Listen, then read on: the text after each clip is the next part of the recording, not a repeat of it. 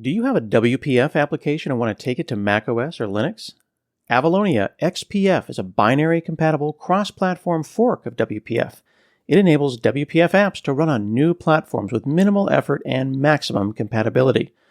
With a few tweaks to your project file, your WPF app and all its dependencies are ready for testing on new platforms. Start your app transformation journey with a 30-day free trial. Head over to avaloniaui.net/Hanselminutes to get started today. That's avaloniaui.net/Hanselminutes.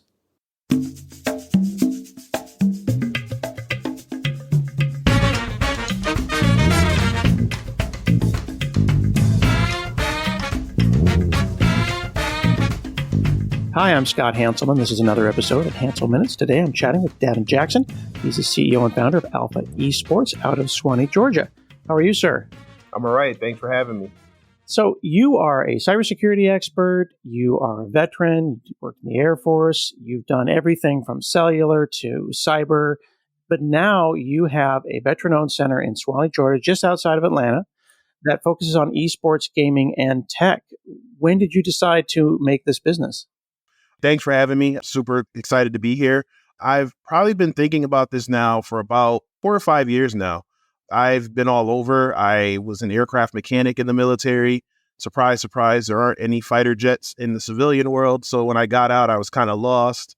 Worked a couple things. I was an electrician for a little while, tried my hand at different things. And I've always enjoyed tech. And as I moved into my path into cybersecurity, which is now going on year 10 in cybersecurity and about 17 overall in tech, a group of us started trying to figure out how we could get more people into tech and cybersecurity, especially in underserved communities. One of the issues that I had, I always liked tech, but I just didn't think I was smart enough. So we tried to figure out ways to do it. And it kind of just fell in my lap. And around 2019, my son was signed up for an esports program up the road. They were going over Fortnite, and the awareness and things that they were teaching reminded me of some of the things that I do as a penetration tester, which is my full-time job. So I started looking at, the awareness, and I created a talk that day, and it was a big hit in the cybersecurity community. I've given that talk at a couple conferences. We knew that at that point that there was something there, but then unfortunately COVID happened. So that kind of put a halt to everything. And then this time last year, my wife and I were talking, and I'm like, I really want to take this to the next level. And we just kind of put our heads together and tried to figure out what we were going to do. And Alpha eSports and Technology was born a little bit after that. So long story short, I guess my son gets the credit for it. That's cool. I will push back on one thing, though. I always think it's funny when I see, you were a stealth fighter aircraft mechanic in the Air Force, and then you said, well, but maybe tech's not for me because I'm not smart enough.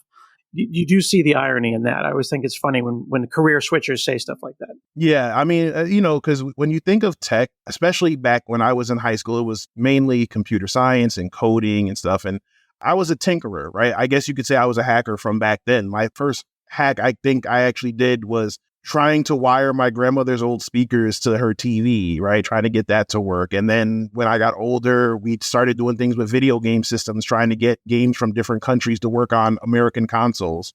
At that time, you don't really think of it as tech, right? And we talk about transferable skills, which is a big thing that we focus on now, is taking some of the skills that they already have in gaming and how they deal with computers and even their phones, and telling them that you already have the makings or the foundations to get a job in tech, whether it's help desk or tech support, working in a warehouse when you're building the computers. There's a lot of transferable skills. So it's kind of taking my mistakes and misconceptions I had in the past and bringing it to them to help them understand that they can do it, and they just have to see themselves in it. Now, a lot of kind of esports companies, that kind of like the mall type places, basically it's a row of Xboxes and they charge you by the hour. But Alpha eSports is taking a different tactic, because you can see on your website, it looks like a classroom. You kind of snuck a classroom in there. And I know that you did LinkedIn Learning and you're kind of wired to be a teacher. How did you sneak the classroom into the esports? Well, again, when we decided what we wanted to do, esports is a huge thing everywhere, especially after COVID. Esports is a multi-billion-dollar industry. It's actually it's made more money than the film and music industry combined. But we wanted to focus more on what they call the eSports ecosystem. Yes, you can learn about gaming, but there are so many paths that you can do in esports or in that field. There's production, there's media, there's tech, there's coaching, managers. There's the desk that I'm sitting at right now is our shoutcaster desk. So there's play-by-play announcers. We wanted to focus on that when we were building out the center. And then obviously with me wanting to the next part of my career into teaching and mentoring and cybersecurity, I wanted to make it conducive for that training environment as well. So we made it like I'm not going to say a small, but like an intimate setting where people can kind of get that one-on-one community feel when there's an instruction. We went through a lot of trouble building this stage that you see in some of the pictures, but that was for the very reason where we focus on our communication, whether we're gaming or doing the esports stuff. Our gamers come up here and discuss strategy sessions. They stand up here, give presentations. When we give our tech and cybersecurity talks, you can stand on this stage. And also when you're teaching from up here as well. Another person I have to give credit to the design of it was my wife, because if it wasn't for her, it probably would be that row of computers or Xboxes that you were talking about earlier. She was the one who kind of said, let's do some stuff on the walls and add some extra lighting. And like I said, it turned out really great. So I can't take all the credit for that. Yeah, it's really exciting to look on the website. I'm over on alphaesportstech.com, and there's a bunch of pictures that show the kids learning. You're giving presentations. You've set it up where you basically have a classroom, but then they can turn around, and then you do have the row of Xboxes, but you've also got PCs. You can teach classes. You've got a whiteboard. And I also really like the fact that you're calling out that it's not just about playing games in a room. You do clips. Now we're going to learn about video editing. Now we're going to learn about branding. We can put together a YouTube. I really love the fact that esports has turned into really content creation all up. And then you're also calling out teamwork, which almost feels like a martial arts dojo where you're teaching respect and things like that. Yes, absolutely. And so I've come from a martial arts background when I was younger. We don't like to say we're hyper competitive. We do compete. Obviously, sometimes in the heat of battle, there might be a little bit of trash talk, but we focus on respect and integrity. That is our very first rule. When we have our tournaments or we have our matches here, the same respect you give when you start is how you end. So just like in a martial arts match, you show a sign of respect, whether it's a bow or a handshake. And then when the match is over, it's the same thing. But we've really focused on combating a lot of the negative things you hear about gaming or esports. And I remember growing up and my parents always telling me that it was a waste of time. It's going to rot your brains. When you actually look into it, when done the right way, it improves cognitive abilities.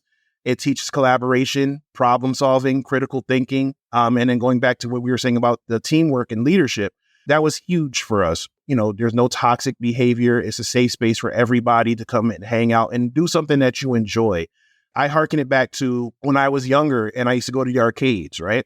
So every Saturday I would get up, make sure all my chores were done, did everything I was supposed to do. And then I would hang out at the arcades and play games there. And I made a lot of friends there. So that's how we focused with our gaming side, as bringing that community element to it. And then, yes, like I said, with the esports ecosystem, you might not be that great at the game itself, but you have a great mind as a coach or a manager. So this way, it gives everybody the chance to have an opportunity to be a part of something and have an equal share of the success in that product, right? So you might have some people who are really good at gaming, but aren't great at communications, but you have some people who are really good at communication. Well, now they can sit here and do the play-by-play, or they can coach, they can manage. And they're giving scholarships for all of these things out here. So when you talk to parents about that as well, it's like, hey, if you're going to invest the same time for your kids to practice baseball or football or basketball or traditional sports, what benefits do they have? Oh, well, it teaches communication and leadership. Well, so does gaming when done properly. Oh, well, there's an opportunity to, go pro or get a college scholarship well, guess what? Now we offer that as well. So these are things we try to focus on outside of just, are you good on a keyboard or a controller? I'm sure it's there in the sense of the scholarships are there, the teams are there, as you said, the money is there, but it doesn't feel like it's in the zeitgeist yet, like you know what I mean? No, there's still a lot of the quote unquote old way of thinking. Even with some of the parents that I've been lucky enough to speak with that's come in here, they're not sold on it either. But once I say, hey, come to an open house, right? Or join one of our esports leagues, and they get to see what their kids are involved in, and they get weekly newsletters so they know what they're doing. I encourage our gamers to go home and actually try to teach their parents what it is that they're focusing on. For one of our Fortnite leagues, one of the dads hung out here for a little while and we were going over map strategies. Watching him have his son come up on stage and discuss the map strategy and where he likes to land on the map and how he likes to rotate to avoid conflicts early game to grab his materials. The dad came up to me afterwards and was like, wow, I didn't know that there was so much involved in it. I'm like, yeah, he's actually really good. So now I encourage that. But like you said, it's still an uphill battle. There's still a lot of parents who don't see it. But my response is the same thing. One, actually come into an organized center where we're doing things like what we're doing here at Alpha Esports and Technology. And two, just look it up online. The same things that you would have your child when you're investing your child all this money for your children to go into traditional sports. You wouldn't want your kids to just be able to play football outside and not know how to play organized football. So it's the same thing. You wouldn't want your kid to be playing video games with strangers half the time and not having any organization to it. Here we put it together and they know who they're playing with. They're making new friends. It's in a controlled environment. Obviously, like I said, there's no cheating. There's no toxic behavior. There's no raging. We even have exercises that we do before they start gaming. So we go through our strategy sessions during our practices. So the first 30 to 45 minutes, we're talking strategy. And before they start gaming, there's stretches that we do to stretch your wrists and tendons and fingers, stretching your eyes. There's a healthy element to it as well. Is your business powered by Postgres, but the cost of existing ETL tools are breaking the bank? PeerDB is the game changer you've been waiting for. Save up to 5x on costs while seamlessly replicating data from Postgres to data warehouses like Snowflake and Databricks. Their blazing fast technology will ensure real-time replication at any scale. Traditional data movement tools will sacrifice speed, reliability, and features for breadth. The PeerDB solution prioritizes quality over breadth, and they focus on top-notch replication from Postgres to data warehouses. It's cost-effective, it's got blazing fast replication, and it is purpose-built with native features. Some of their success stories replicate 700 million rows monthly with less than a minute latency. They saved 5x. Flatiron migrated 35,000 tables with terabytes of data within a week. Are you ready to optimize your data movement? Try PeerDB today. If you use Postgres at the core of your business, they offer this game-changing solution. You can enjoy a 1-month free trial and an exclusive 25% discount for a year. Just visit peerdb.io/Hanselminutes. That's peerdb.io/Hanselminutes to supercharge your data movement today. The way that I've seen my kids interact online, especially when trolls come in and bad guys, has been really challenging. And, like back in the day, we used to talk about how if you want to find the worst part of humanity, just get on Xbox Live. And this is like early days of Xbox Live. Like, elapsed time before you hear something horrible and racist is like, 12 seconds, 20 seconds. I know you're focused on security as an expert in, offensive security operations. How do you bring that mindset to the kids so that they're thinking about who am I talking to? How do I make sure I'm not getting trolled? How do I make sure the bad guys don't know my IP address and all that kind of stuff? It's not just about having a friends only list. Right. For one, the one thing that we do combat is the toxic behavior and the cyberbullying. When our gamers get upset here, we focus on breathing exercises and things that they can do as like coping mechanisms to help them. The first thing we do in every season, in the first 2 weeks, we're talking about staying positive and how to keep positive mental health, giving each other words of encouragement. We can only control with who we're dealing with in front of us. But as far as some of the toxic stuff when they play against people online, we tell them, hey, immediately block who you can. Same thing we talk about in cybersecurity as far as information sharing. Be very careful with information you share online. I'm not going to say lie when you're signing up for stuff online, but, maybe not give your actual birth dates or anything like that. If you're too young, always have your parents' permission, obviously. But, just be very careful of what the information you're sharing online. Be careful of who you're talking to and who you're dealing with. I know sometimes dealing with VPNs can slow down things, and playing online, having a low ping is crucial to gameplay. But finding different ways, if you can mask your IP address or mask your information. And again, just trying to avoid all of that toxicity. The number one thing I tell people, you don't have to engage.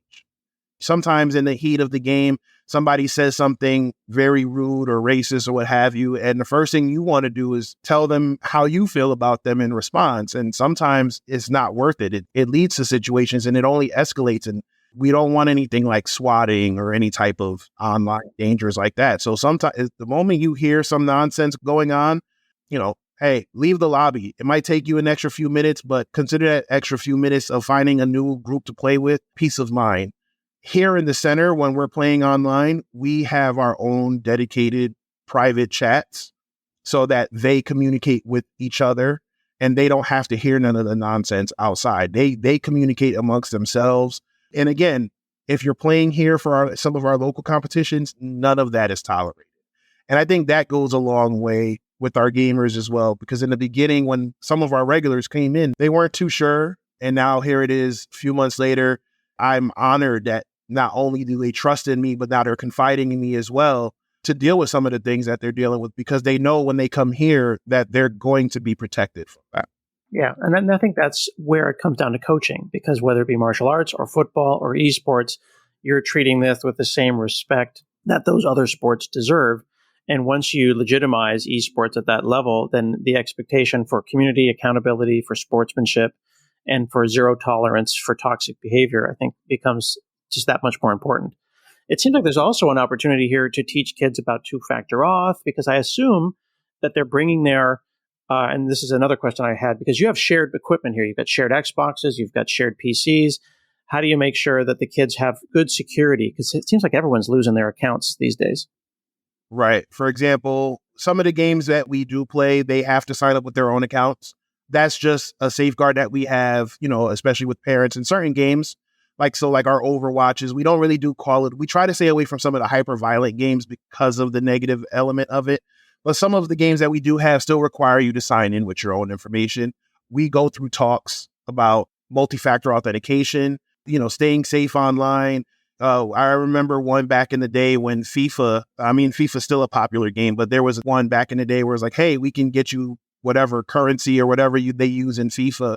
And people were giving their account information and getting their accounts stolen. Same thing with like NBA 2K. So we go through workshops on, hey, don't believe the hype. If someone's telling you that they can give you, a million VC points in 2K or what have you, if it sounds too good to be true, then it is. Again, do not share your information. Always use multi-factor authentication to avoid, any type of information like that. One thing that we focus on just is something as simple as when you sign out, make sure that your email address still isn't showing up on the thing. So when you log in, there's that small box that says, keep me logged in or remember my username. Nope.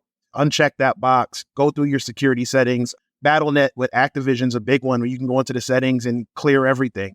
So we tell them to do that after every game. If you're not playing at home, was the moment you log out, clear that cache and make sure that you're good before you walk away from that screen.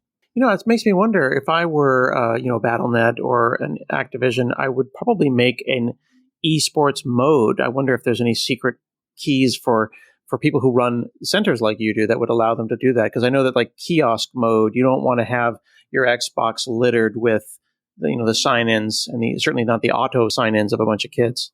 I mean, there's some platforms, MDR types platforms, where they're able to kind of automate all of that, where they can, at reboot, cache it. One of the things that I've done, I've actually created a batch script that runs every time I boot the machines. It clears all the temp files. It clears all of that information. But one of the things that we have problems with, or I won't say we have problems with, is, sometimes it's the cost of it, right? Some of these softwares out here are really expensive. So you have to find other ways to do it. Luckily, I have been blessed to have the knowledge that I do and try to figure out ways to do it manually. Is it a couple more steps? Sure. Safety is the number one priority. Yeah. You're also doing workshops. You're doing creating robots in Unreal. Yeah. You've got retro gaming with Raspberry Pi. Have you gotten into programming? Have you thought about, like, there's a step to go from esports to security? Yeah. Is esports to programming an appropriate step? So one of the things that we try to focus on here is we create a lot of our curriculum. Now, the Unreal Engine and some of the Epic gaming stuff, we have been lucky enough to partner with Epic Games where they gave us, access to some of their courses and videos that they have online. our introduction to API security, our introduction to ethical hacking. I created both of those myself. We are looking into coding because there is a natural step from gaming to game development. So we are focusing on creating a game development course. We also have guest instructors or guest speakers who come in. I'm not the strongest coder, so that's part of the reason why that wasn't on the offering starting out, but it will be hopefully very soon. So right now you are outside of Atlanta. I realize that Atlanta's big place, and I'm outside of Portland, so I understand that it takes time to get everywhere. What's your thinking about hybrid, and how do you expand Alpha eSports and technology to either other physical locations or, go more hybrid? From the tech and cybersecurity side, we already have a hybrid model with some of the workshops and classes that we do. Like the ethical hacking workshop, we do that in person as well as online. Same thing with the API security. So with our gaming model, I think we're going to follow something similar. It's finding that community. That's the important part. Anybody can just go online, request to join a lobby and start playing. But for us, because we want to focus on the positive side and the healthy side of gaming, it's looking to find communities that are very like-minded, that don't believe in just letting them play. And unfortunately, there are a lot that are still like that and just kind of let them play and let the chips fall as they may. So that's one of the challenges. I don't want to just join up with any league or any other group and then have to worry about the gamers here who, don't want to hear it or don't want to deal with that and have been accustomed to not hearing it and then going and having to deal with some of the toxic nonsense that they don't want to deal with. It's just a matter of finding the right group in the right community. The other thing with organizations, there are some that are independent like us where we're not associated or affiliated with other ones.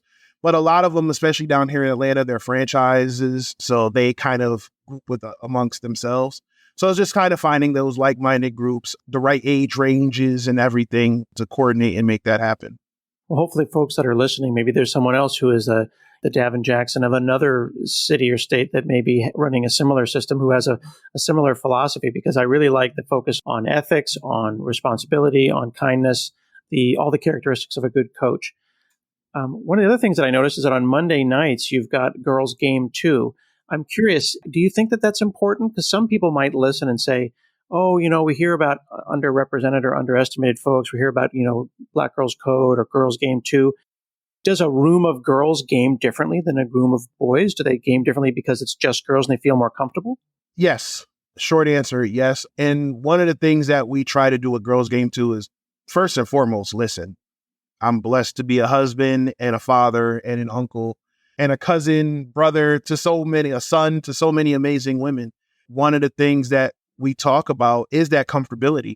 You have a lot of very talented female gamers. I know a 10-year-old girl who could probably beat some of my older kids that we have here. But sometimes they don't feel comfortable gaming, especially in a setting like this. Sometimes they don't like having to deal with that confrontation of asking, hey, who's got next, or I want to play, as they definitely don't like the toxic things that they hear. I've heard some stories, or I've even seen myself firsthand what some of these ladies go through when they get on the game and they put that headset on. So we created Girls Game 2 to be a safe space for them and to eventually, get them to feel comfortable, not just amongst each other, but even with themselves. Some of them have, whether you want to call it imposter syndrome or self-doubt, that they're talented enough. And even in the short time that we did it, we launched Girls Game 2 in September. But in that short time, we've definitely seen a lot of progress, so much so that our next eSports team that we are launching in a few weeks is going to be our first co-ed team. So we actually have 2 young ladies who are willing to join. And again, it goes back to building that trust and knowing that everybody who's here follows these 5 or 6 rules that we have about respect and integrity and no toxic behavior and sportsmanship. It's been an amazing process. It's been an eye-opening process just to kind of hear from these ladies and talk about their experiences. I mean, even my own daughter talks about some of her experiences with gaming, and it's like, okay, we have a problem. So how do we fix it? Right? Be the change that you want to see. That's something that that drove me to start this whole center and to start Girls Game 2 and a lot of our other programs. So we're just leading by example. Well, and leading by example, I think, is so important. I've got 2 young men who are my sons, 16 and 18. And, fortunately, we have avoided most of the smack talk, but the testosterone is pretty high in Fortnite. And it's just a lot of like aggression and a lot of aggressive energy, which is good to get out. But certainly you don't want to normalize the boys will be boys kind of stereotype, because that in itself, boys will be boys and no, it's just locker room talk, is not appropriate. So I'm assuming that lead by example is a big part of what you're doing. And you're going to have the young men on the co-ed team treat effectively their sisters with the kind of respect that they would treat any of their sisters. Absolutely. That is first and foremost. Again, you wouldn't want it to happen to you. You wouldn't want it to happen to someone you love or someone that you care about. So don't let it happen to your teammates, to your friends, to your colleagues. Again, going back to that leading by example mentality, that's, again, something that we focus on heavily.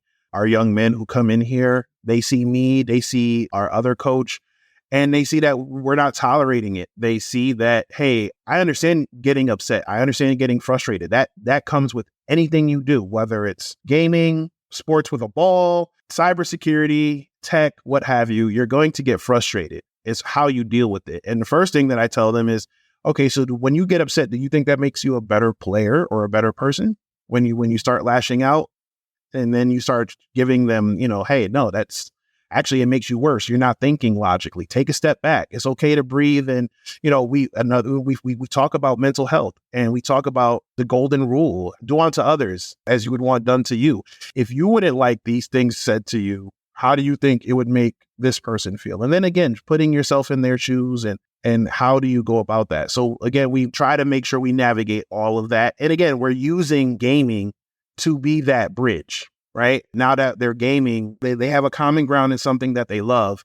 And now we're able to engage in these conversations. It's not, and it's easier. I find it easier using the gaming element to be that bridge to then say, hey, let me pull you to the side and tell you, why, you shouldn't do this and why you should reconsider.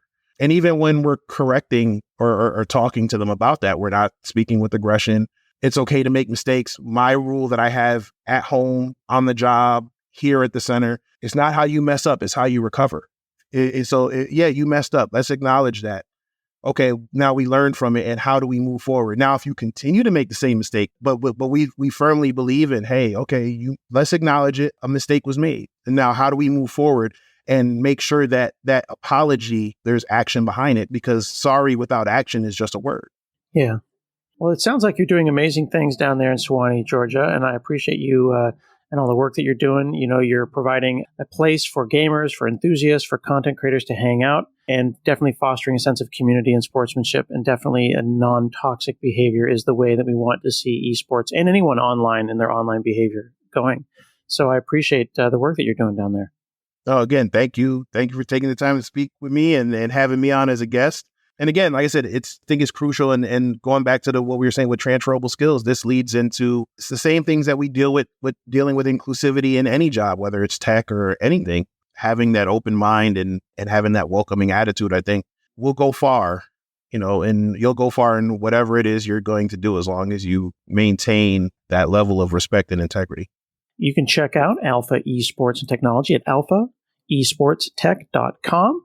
We've been chatting with Davin Jackson, the founder and CEO of Alpha Esports, veteran-owned center in Suwanee, Georgia. If you're in or around Suwanee, if you want to just take a drive out of Atlanta and check them out, alphaesportstech.com.